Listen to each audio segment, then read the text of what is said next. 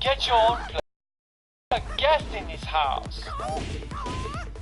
And so, my search for a steady job and a new apartment began in earnest once again. I attended a job fair sponsored by Santa Monica College and got called in for a sales clerk gig at Armani Exchange in Beverly Hills, but didn't land it. I also interviewed for a bellman job at a fancy hotel called Shutters in Santa Monica. At the end of the interview, I was asked, "When can you start?" A few days later, I learned that a nephew of one of the managers had been judged as a more promising bellman. The day I learned I lost out on the Shutters gig, I came home discouraged, only to be greeted by Tommy, who was once more pestering me about getting a job. I told him what had happened, hoping he'd extend some consolation. He didn't. "I don't care about your excuses," Tommy said, turning his back to me as he headed off into his curtain lair. "I don't want all your stress in my head." Infuriated, I had the most unpleasantly pleasurable fantasy of wrapping my hands around Tommy's neck and squeezing. To drive that thought away, I called him into his layers of black velvet. "What do you do for money anyway?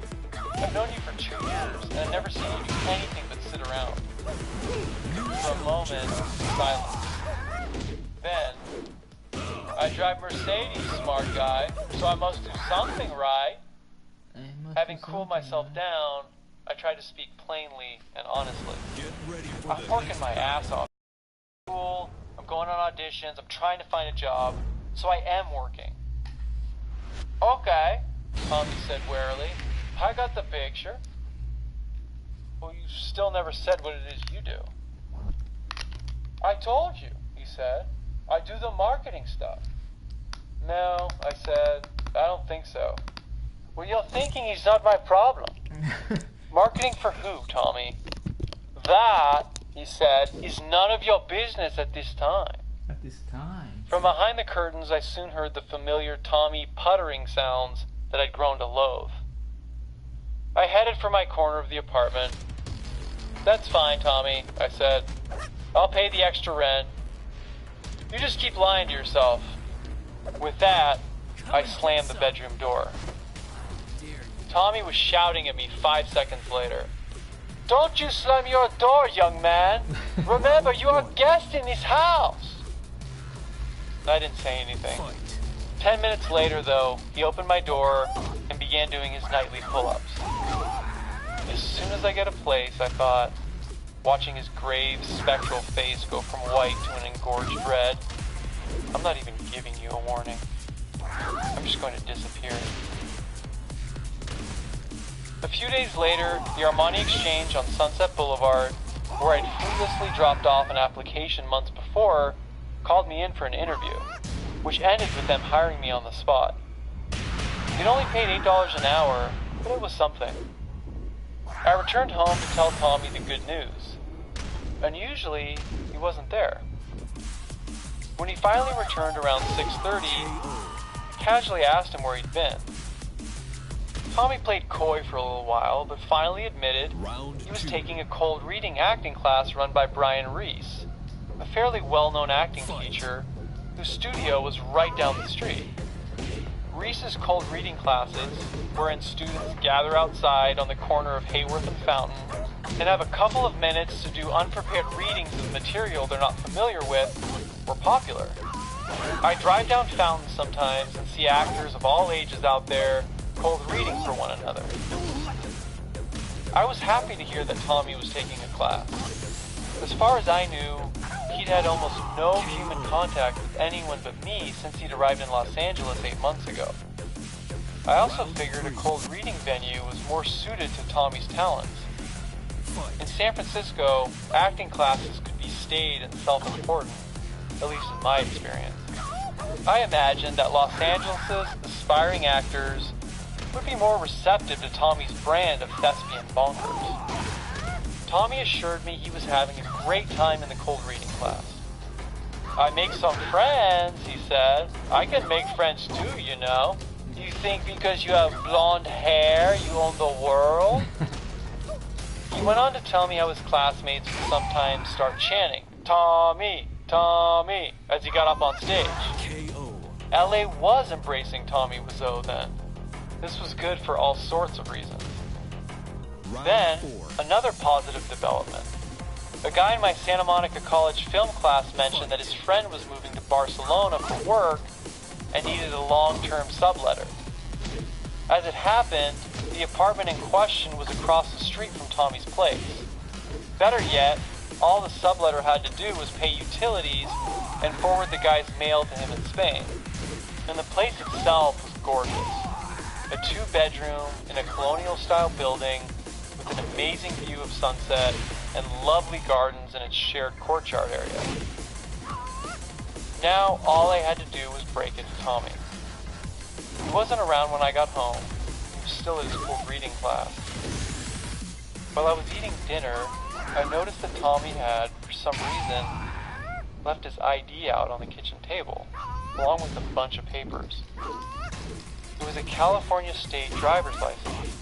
Name, Thomas P. Wiseau. Date of birth, October 3rd, 1968.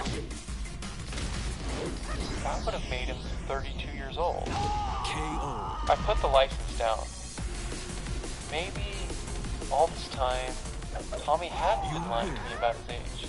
Was it possible he really was in his 30s? If Tommy wasn't lying about this, maybe he wasn't lying about everything else. His meetings, his origins, his work, either. Maybe I'd been in the wrong this whole time. A little while later, I went for a drive on Fountain and noticed a large group of gesticulating Brian Reese actors standing on the corner, talking and laughing and hanging out. Then I saw Tommy. He was standing 15 feet away from everyone, arms crossed, head down, leaning against a brick wall. He looked about as glum and lonely as a human being could look. I slowed and pulled my Lumina over to the curb. When Tommy glanced up and saw me, he smiled like a kid waiting to be picked up after his first day of school. A heartbreakingly genuine smile. I told him I had a few things to talk to him about later that night. Tommy didn't seem himself when he came back from class. Or rather, he didn't seem any of his many selves. Not his manic self, not his petulant self, and not his zany self. He appeared instead profoundly defeated. This was surprisingly hard to see. I'd never known anyone as invincibly optimistic as Tommy, and I didn't realize how central that optimism was to my understanding of him until it was gone. As hard as our rooming together had been, I didn't feel very good about telling him I was moving out when he was in such a state. Tommy sat down at his glass-top desk, leaving the curtains open behind him, always a sign he wanted to talk. Maybe, he said after a while, acting is not my destiny. Did something happen in class? I asked. Forget class for now. Hollywood won't do shit for me. All these months and no call, no audition, they don't want me. They don't want me to be the next Johnny Depp. Tommy, I said, I know you don't believe that. Come on. You have your script now, you're writing a lot. Just keep doing that, keep pushing. Something will eventually happen. It was hard to give that advice because I didn't believe it myself. But then again, I realized, how was my disbelief in Tommy any different from my mother's disbelief? Who was I to know what was best for Tommy? Yeah, he said, unconvinced. Talk is talk. Worry's result. I don't need to talk. I need something different. Okay, so what do you need? He was silent for a moment, thinking about it. He turned to me, still slumped over in his chair. To be star, he said, I need to reshape myself. Everything. My acting. I need to fix the entire thing. This sounded ominous. What does that mean? He knew he'd said too much. Look at you, he said, waving his hand at me. You go on all these auditions. You do a good job and you get nothing. What does that mean for me? They will not give me chance. I didn't know what it meant for him. I also didn't know what it meant for me. Tommy's loss of faith was so difficult to watch that it took a little of my faith right down the drain with it. It's not supposed to be easy, Tommy. You've said so yourself. Easy nothing, he said. No one want me. Bottom line. No, the I'm moving out conversation would definitely not be happening tonight. I knew all the years of acting classes and relocating back and forth from San Francisco to LA had taken its toll on Tommy. I knew this was at least the third serious effort he'd made to be an actor. I knew that he had hoped it was going to be different this time. Of course he'd lost his stomach for acting. By this point, who wouldn't? Most of the people who start down this path wind up at a dead end.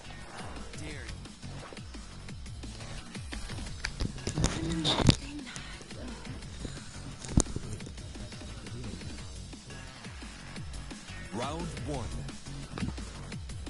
Fight.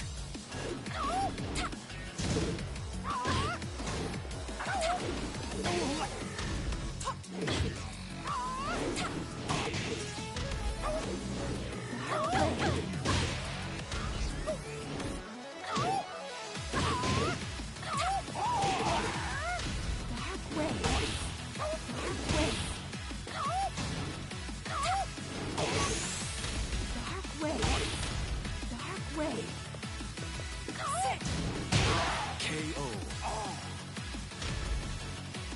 Round two. Fight.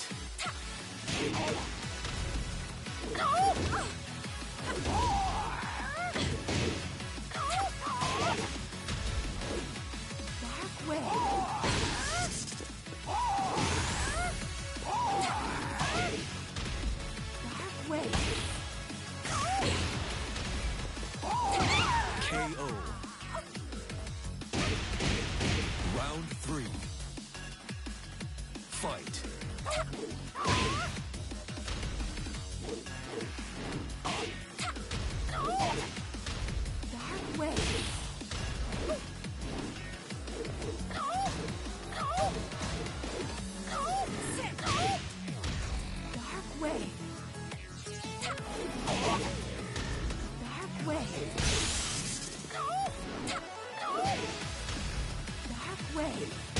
KO.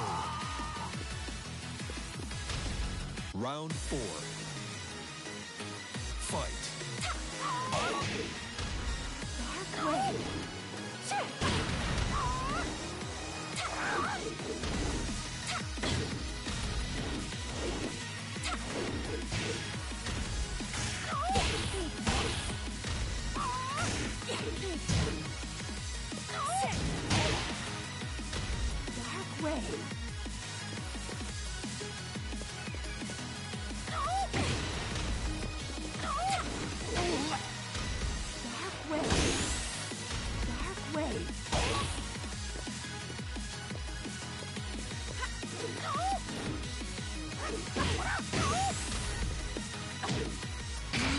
For punishment.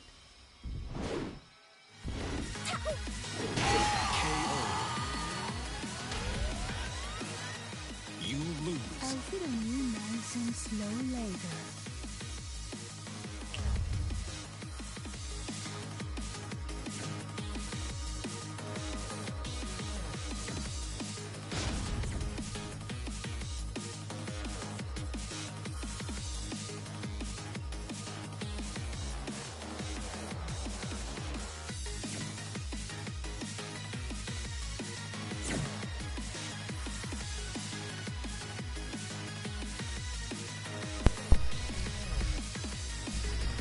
The odds of success are so dauntingly low that you have to be a special kind of crazy even to want to court such a fate.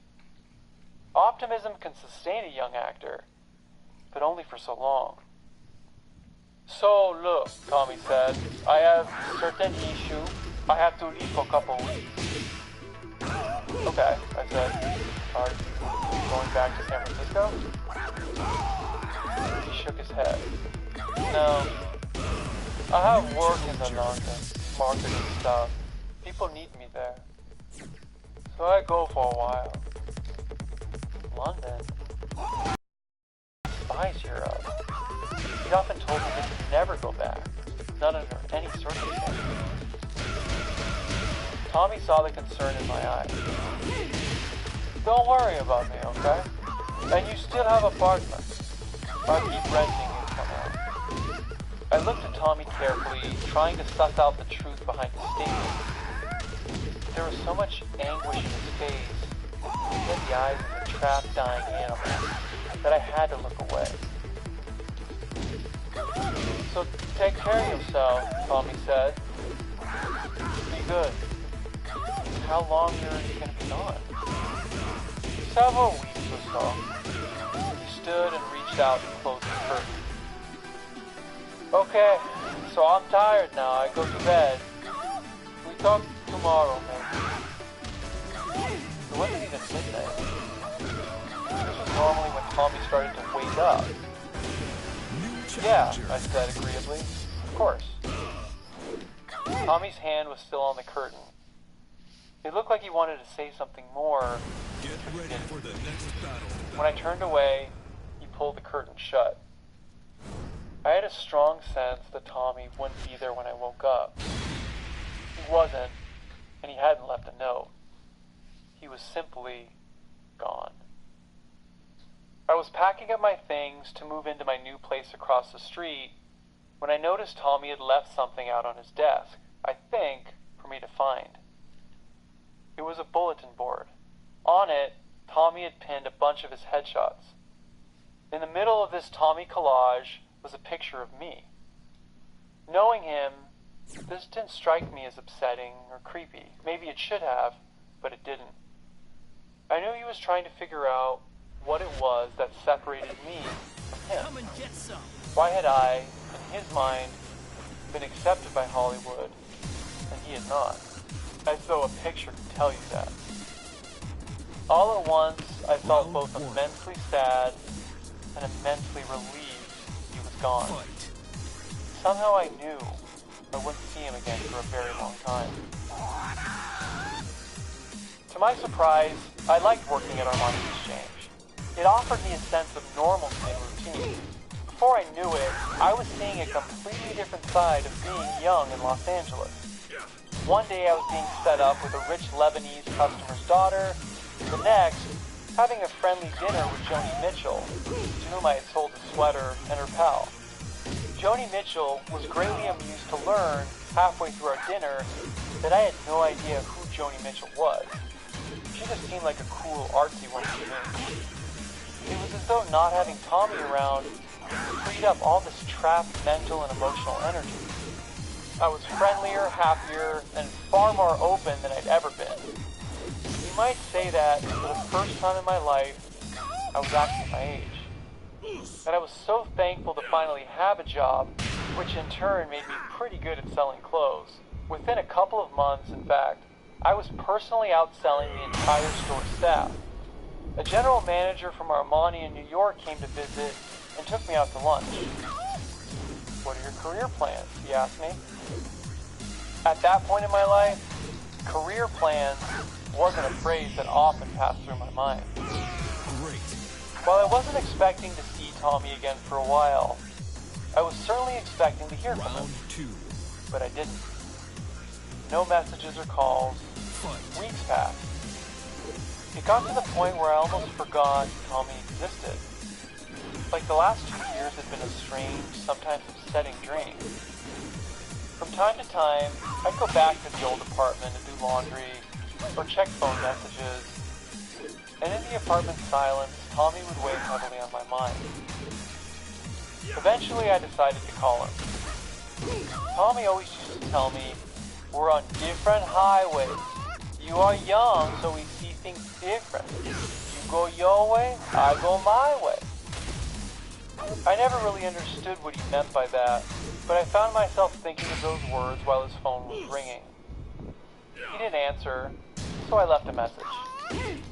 Hey Tommy, just wondering how you're doing and how London is. I hope you're on a good highway. Round 6 3. weeks later, when I was at work, my manager called me over to the counter phone. This was odd. No one had ever called me at work. I heard him say, "I'm sorry, sir?" I didn't understand that. Tommy. I got on the phone. I miss you, Tommy said, his voice shaky. I miss you very much. Tommy, I said, are you alright? Where are you? I just wanted to say hello. I know you called me. I appreciate it. Tommy sounded even worse than he had that last night in his apartment. His words seemed more howled than spoken. At least a dozen people stood around me. Customers, colleagues, my manager. So I comported myself as neutrally as possible. But my intuition was causing my blood to run as fast and icy as some arctic flow. KO. I can't really talk, I said quietly. Around later?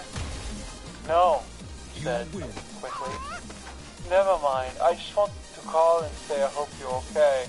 Not to bother you. I just want to make sure. Make sure of what?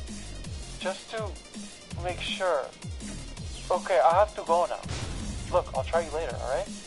And he just hung up. I stood there with the dial tone blaring in my ear. A non-transatlantic dial tone.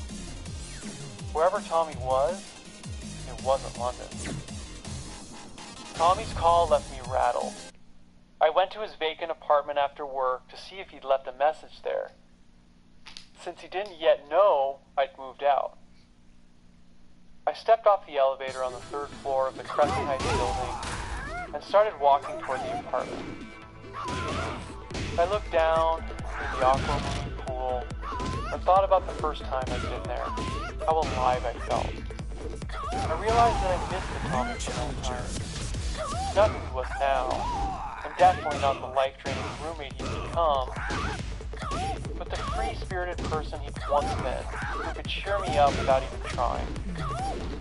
When I tried to imagine Tommy now, I kept seeing him underwater, beyond reach, drowning. Inside, the answering machine light was blinking. I hit play, and suddenly Tommy's voice began filling up that apartment like a ghost. I'm in a bad place, he said. I'm scared. It sounded like he'd been crying. In your message, you talk about the highway? Well, I'm on highway. Highway of hell. Highway of dying. Highway of survival. Challenger. It really is hell right now. I don't know what to do. Hopefully I can get out from this hell. Ready for the I think maybe I go like James Dean, end in car. Or I disappear. Maybe I jump off Golden Gate Bridge. He became quiet. Standing in the middle of that dark, vacant apartment, I crossed my arms. I felt a rush of cold air. Then Tommy said, I don't want to feel the pain.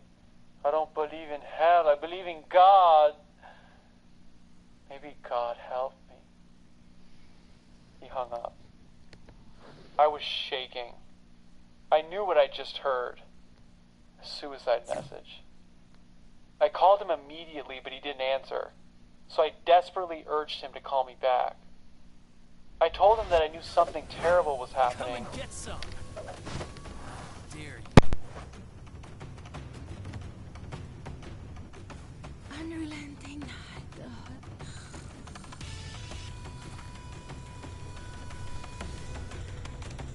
Round 1. Fight. Dark way.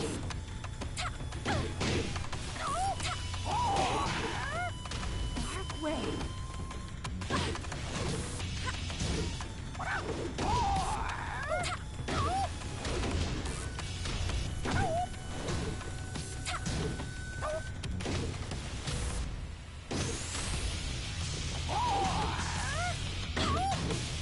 You're in for punishment.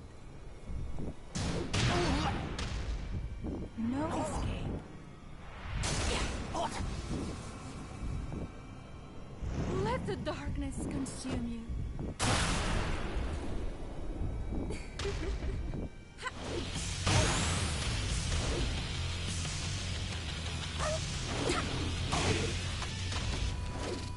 Dark wave. KO. Round 2. Fight. Dark wave. Sit.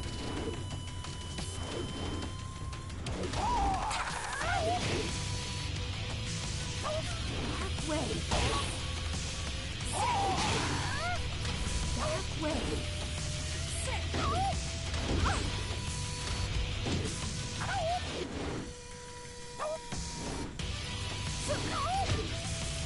Dark wave.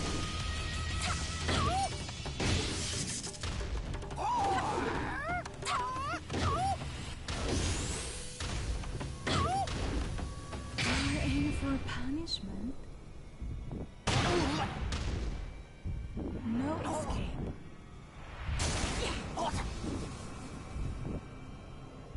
Let the darkness consume you.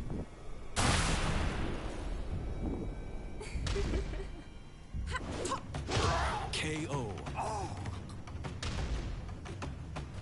Round 3. Fight.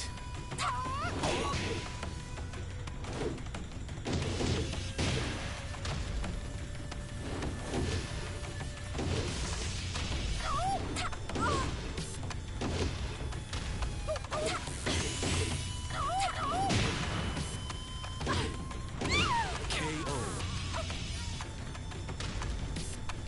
Round 4. Fight. Dark wave. Sit. Sit.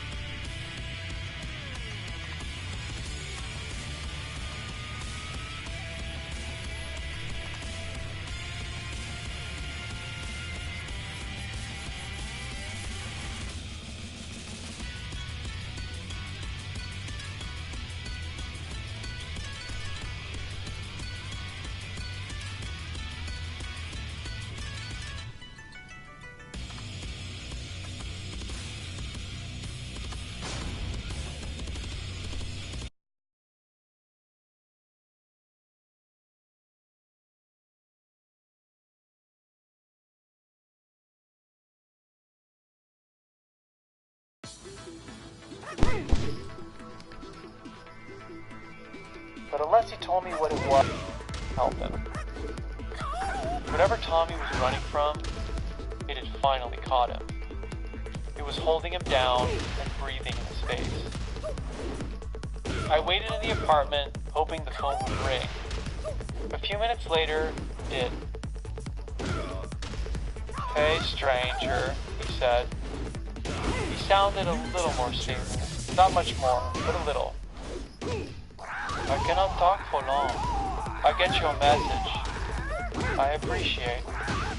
"Tommy," I said, "what is going on?" "I cannot tell you. I have a problem, but I can't talk about it. If something happens, I let you know. Look, it's late here in London. I need to sleep." I did some quick math and determined that in London, it was actually 11 a.m. "You're an important person to me," he said. "I just want to challenge you." And he hung up. I wanted to help, but I didn't even know where to go. I suspected that Tommy was in San Francisco, if anywhere. I knew he was too proud to admit that he was not in London, and maybe he had good reason. After hearing his voice, I sensed that he wanted, even needed space. What was so haunting was that I'd known Tommy for 2.5 years, and there was literally no one else in his life for me to call or turn to. As far as I knew, I was all he had. After I'd been at Armani Exchange a few months, I learned that Barney's New York had sent secret shoppers all over Los Angeles to find the best salespeople in town. When the secret shoppers report came back, Barney's offered me full benefits and $47,000 plus commission to sell women's clothes in their flagship Beverly Hills store. As a 22-year-old unemployed actor,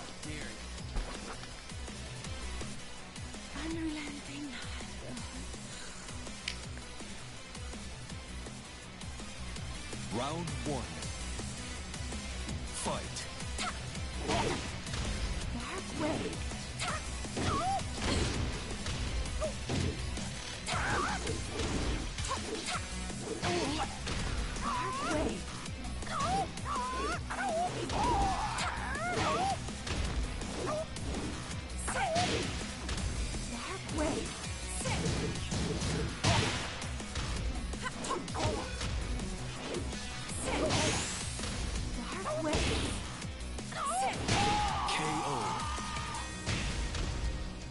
Round 2.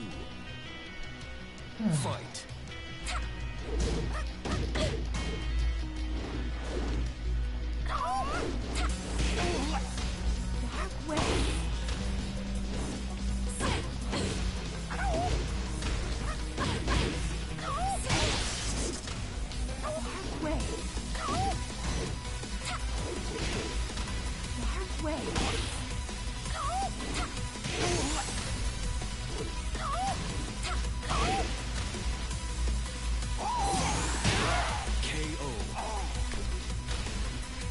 Round 3.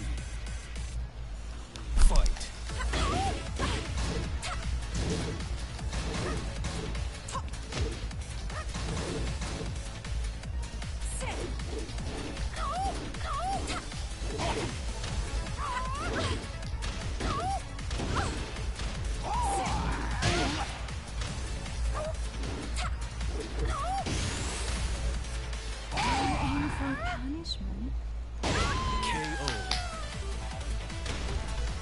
Round 4.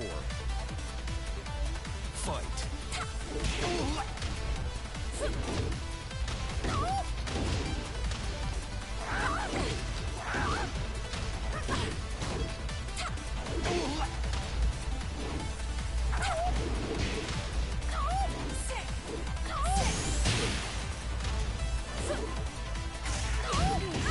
KO. Final round. Fight.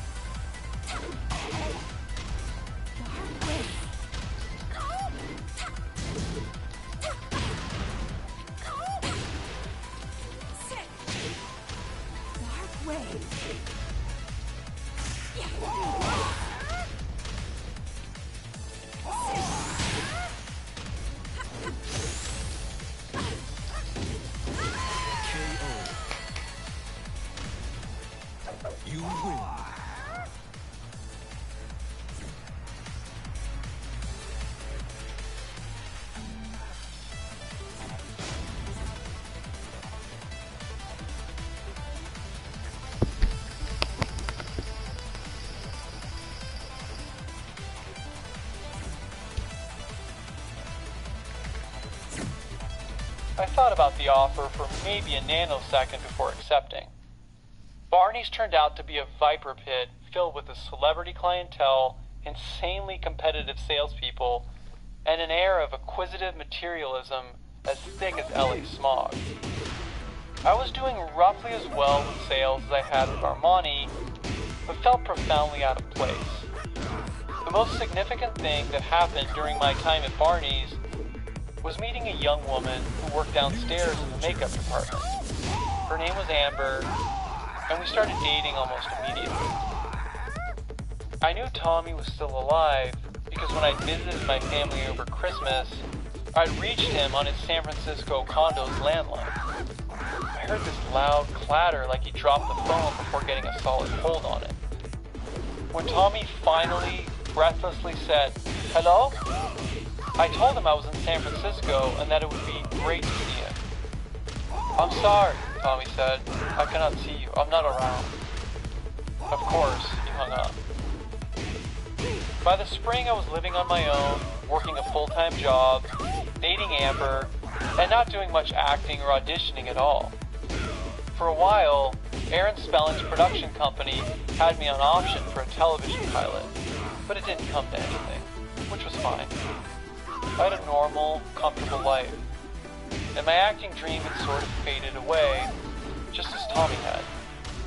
Amber knew nothing of Tommy, aside from a few complimentary stories I shared with him, and those memories felt increasingly distant from the person I was now. Eventually, I left Barney's to take a less remunerative but far happier part-time job at French Connection. Months had passed since I'd last seen Tommy.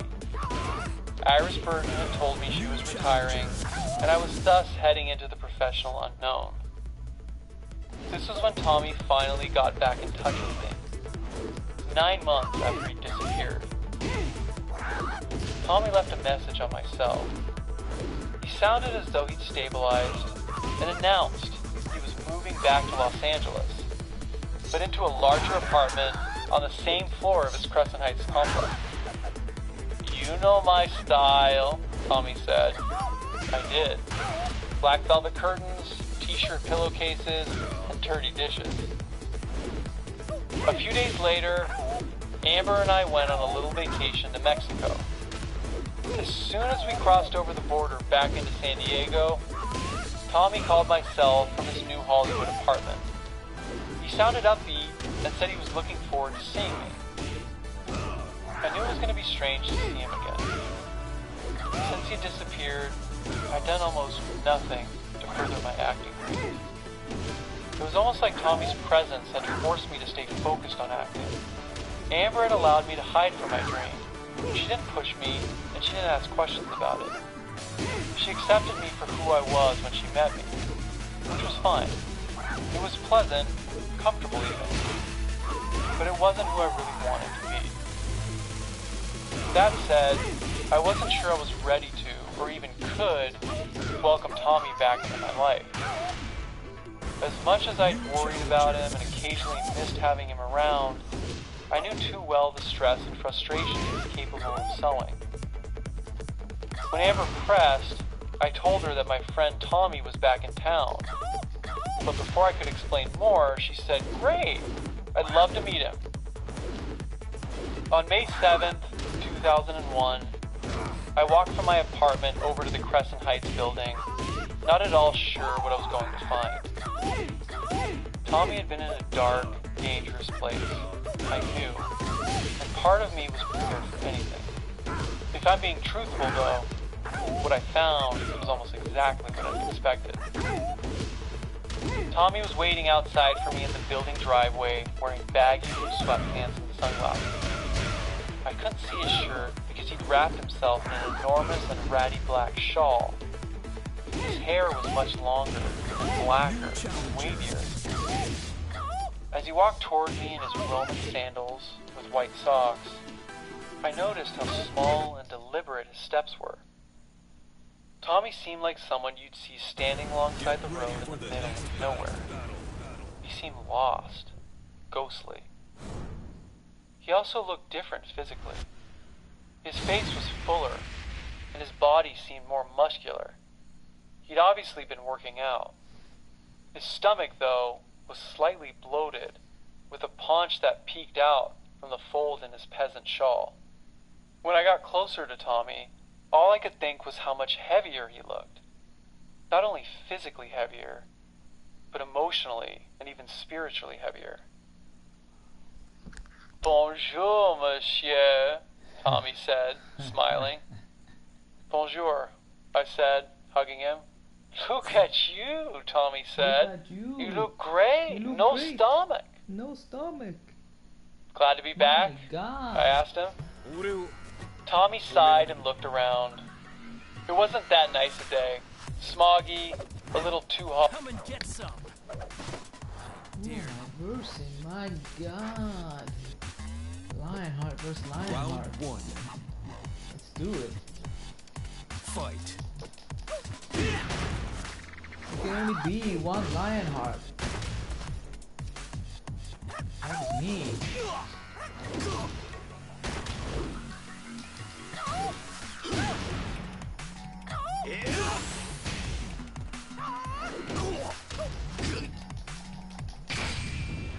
One kick left to do. Perfect. Perfect. My God. Round 2. Fight.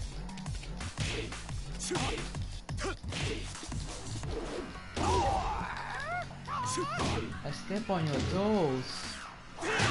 How do you like that?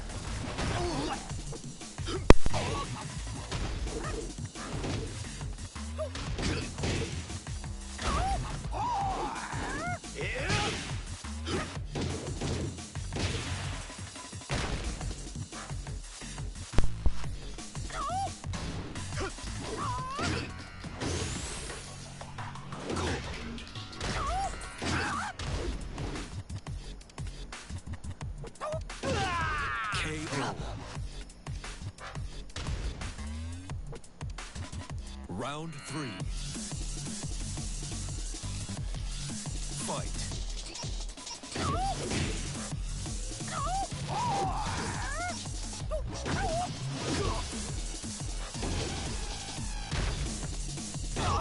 Where did he go? Oh.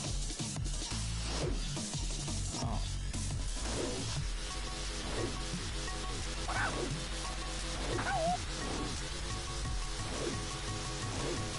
He might have went to the toilet or something. Why?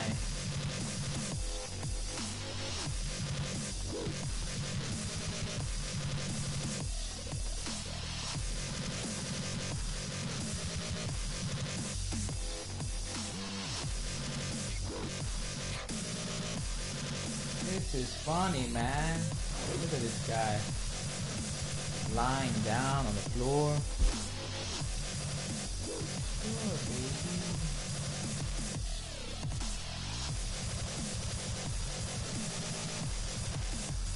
Getting a message from my partner saying, do I want Indian food? I'm like, yes, of course. Why not?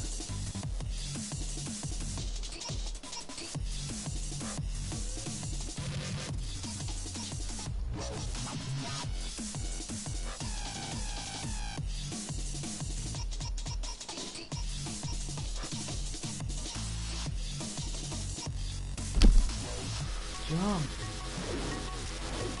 Walk.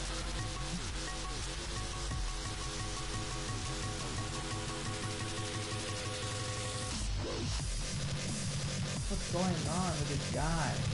He must be sleeping. He must have went to the toilet. Time up. Time up. You win.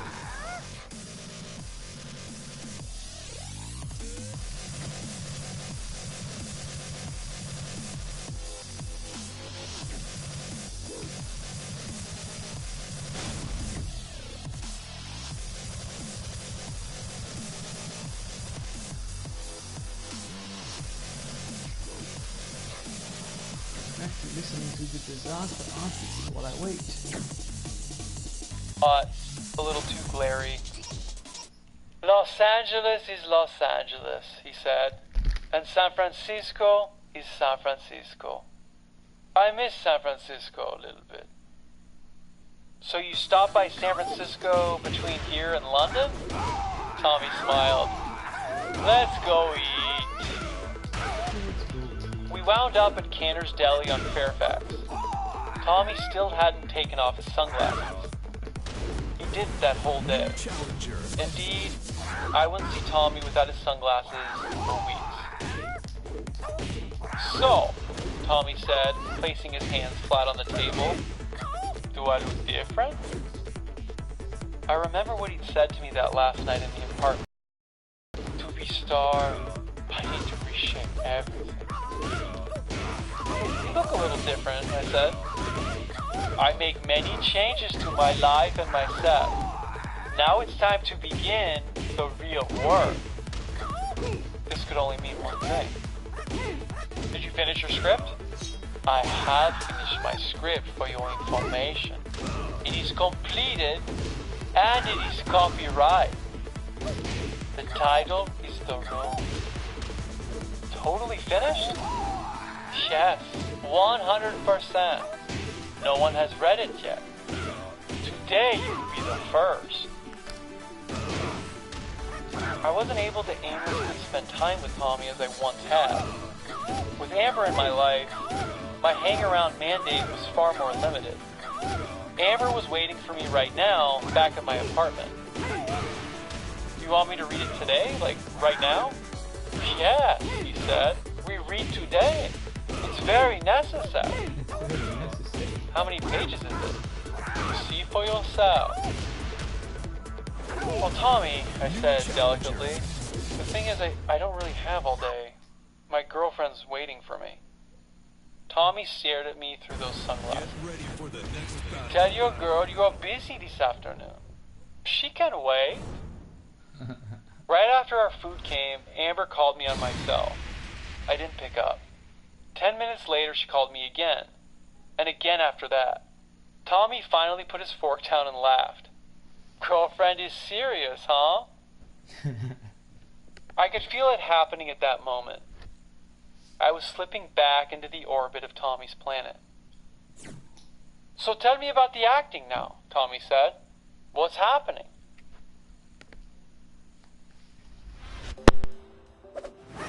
Come and get some. I dare you.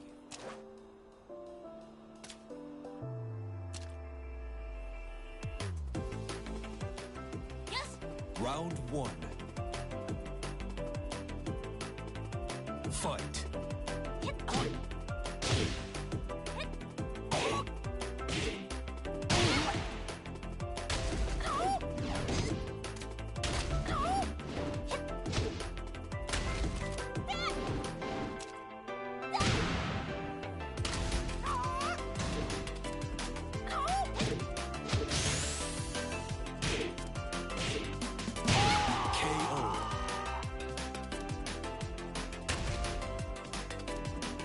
Round two.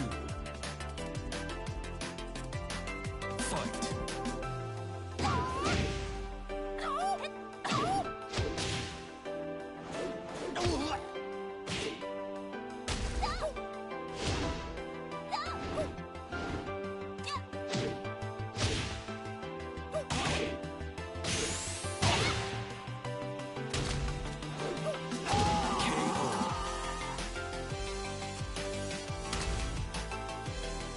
Round three. Fight.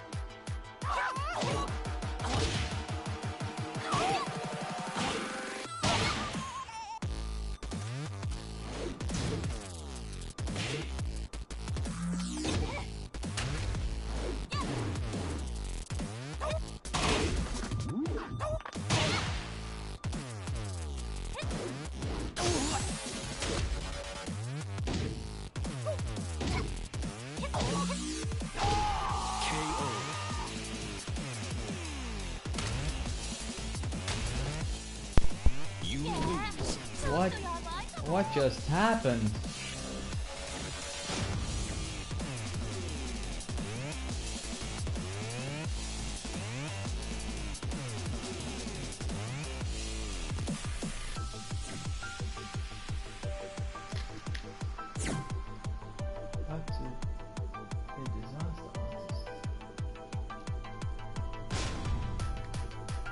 audiobook. My mouth opened, but I said nothing. I had nothing to say. I was looking at myself literally and figuratively in Tommy's sunglasses. I didn't want to admit that I'd barely thought about acting at all in the last few months. It just gone away.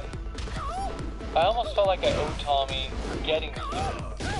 I was disappointed in myself for setting my dream aside. Let's eat fast, I said. I want to read the script of yours. That's the idea, Tommy said. His new, bigger apartment looked very similar to the old one, minus the black drapes and food cake dishes in the sink. Don't worry, a week later, they were back. Tommy sat me down in a chair and said, "You must prepare yourself physically and emotionally for what you are about to read. You will see many reflections of your life in my script. Are you ready?"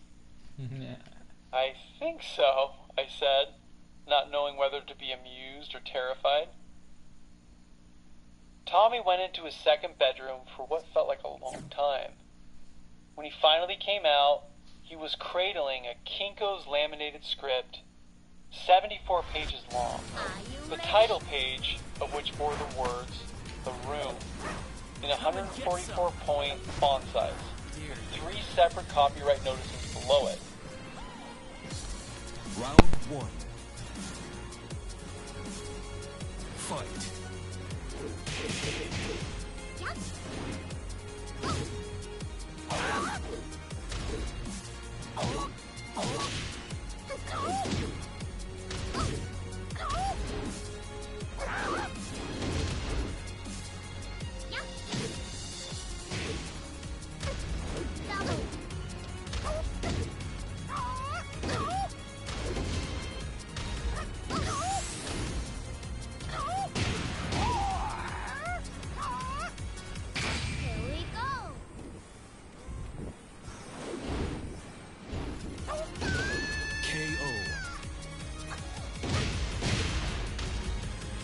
Round 2. Fight.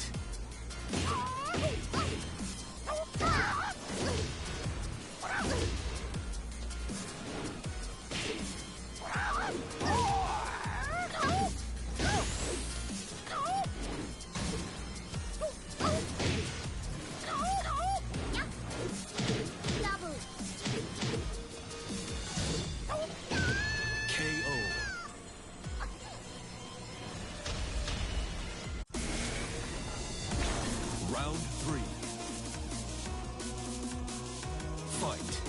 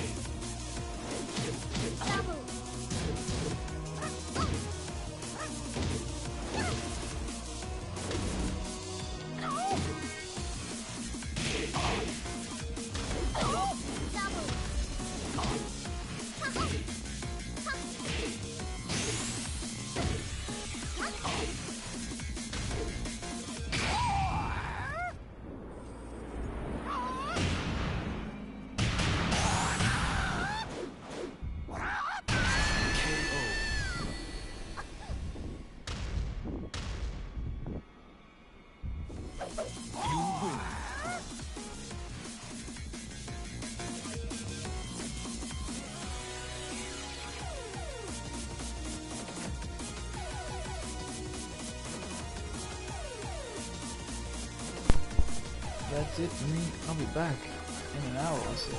That's it for me. I'll be back in an hour or so.